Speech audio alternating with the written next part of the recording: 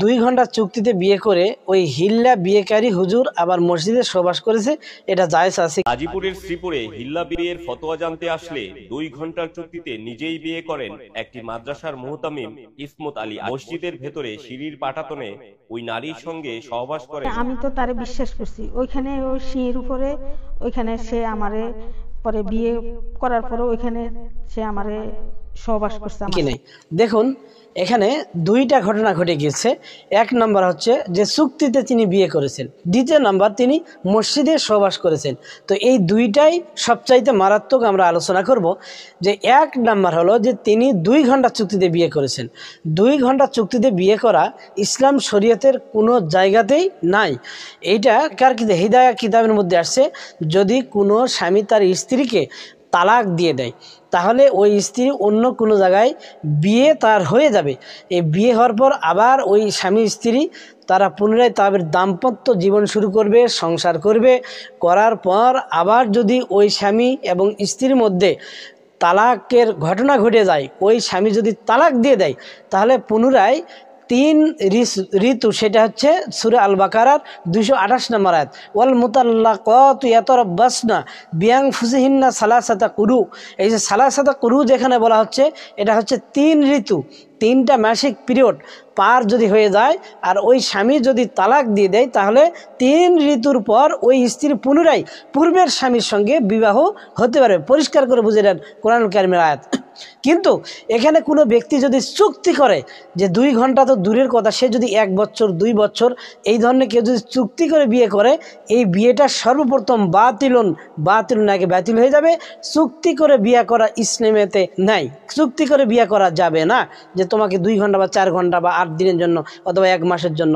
বিয়ে অনন্তকালের জন্য সেটা হবে। এটাই কিতাবের মধ্যে রয়েছে যে তাদের উভয়ের মধ্যে বিবাহ বন্ধন হবে, তারপরে তারা আবার পুনরায় যদি তাদের বিচ্ছেদ হয় তখন এই বিচ্ছেদের মাধ্যমে তখন পূর্বের স্বামী আবার তাকে নিতে পারবে। কিন্তু আমাদের বাংলাদেশে এটা ধোঁকাবাজি একটা বিয়ে হয়, হিল্লে হয়, যে এই ঘরে আপনার পাত্র রাখা হয়, রাগের বশত তালাক দিয়েছে, তালাক দেওয়ার কারণে স্ত্রীকে এক ঘরে, আবার যাকে দিয়ে হিল্লা দিবে সে এক ঘরে থাকে, থাকার পরে বিয়ে দিয়ে আবার দেখা যায় যে 2 ঘন্টা নয় 10 মিনিট 5 মিনিটের মধ্যে আবার তালাক দিয়ে আবার ওইখানে হিল্লা হয়। এটা সম্পূর্ণ ধোঁকাবাজ। এটা শরীয়তে কোনো অবস্থাতেই জায়েজ নেই। কোনো আলেম ওলামা এটা কেউ জায়েজ করতে পারবে না। আচ্ছা, এবার আসুন মসজিদে সহবাস করা। মসজিদের মধ্যে এই সহবাস করা সম্পূর্ণটা নিষিদ্ধ, হারাম। মসজিদের মধ্যে শুধুমাত্র থাকবেন মুসাফির এবং ইতিকাফকারী, এই 2 শ্রেণীর ব্যক্তি ছাড়া মসজিদে রাত যাপন করা যাবে না, দিন যাপন করা যাবে না। ফাইজা কুদিয়াতুস সালাতু ফান্তাশিরু ফিল আরদ ওয়াবতাগু মিন ফাদলিল্লাহ, সূরা জুমার 28 নম্বর পাঠ। আল্লাহ তাআলা বলেছেন যখন তোমার নামাজ শেষ হয়ে যাবে তখন মসজিদ থেকে ওয়াবতাগু মিন ফাদলিল্লাহ, তখন তুমি তোমার রিজিক অন্বেষণ করার জন্য দুনিয়াতে বের হয়ে যাও।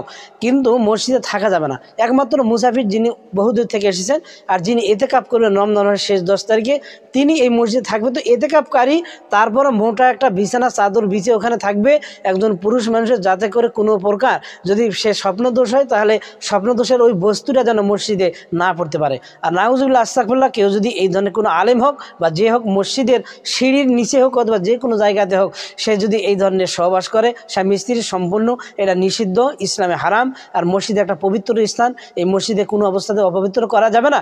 কোনো অবস্থাতে মসজিদে এই ধরনের গর্হিত কাজ করা যাবে না। এগুলো থেকে দেশ, জাতি, সমাজ সকলকেই সচেতন হওয়ার প্রয়োজন। কেননা এই ধরনের কাজ ভবিষ্যতে যেন ফিউচারে আমাদের সমাজে, আমাদের দেশে, আমাদের দেশ দূরের কথা পৃথিবীতে আর যেন কেউ মসজিদে এই ধরনের কাজ না করে। এবং হিল্লা বিয়ে এই ধরনের সমাজে জায়েজ নেই এবং হিল্লা বিয়ে ইসলামেও জায়েজ নেই। বিয়ে হবে একেবারে পুরোপুরি যেটা বিয়ে, ওই বিয়ে হওয়ার পর ঘর সংসার সব কিছু করিয়ে দাম্পত্য জীবন কাটিয়ে ওই স্বামী যদি আবার ওই স্ত্রীকে তালাক দেয় তাহলে পুনরায় সে ওই স্ত্রী চাইলে পূর্বের স্বামীকে সে গিয়ে আবার পুনরায় বিবাহ হতে পারে। এটা জায়েজ আছে। চুক্তিতে বিয়ে করা কোনো জায়েজ নাই। আল্লাহ পাক আমাদের সবাইকে সঠিক সমঝ দান করুন। আমিন। ও আখির দাওয়ানা আলহামদুলিল্লাহি রাব্বিল আলামিন।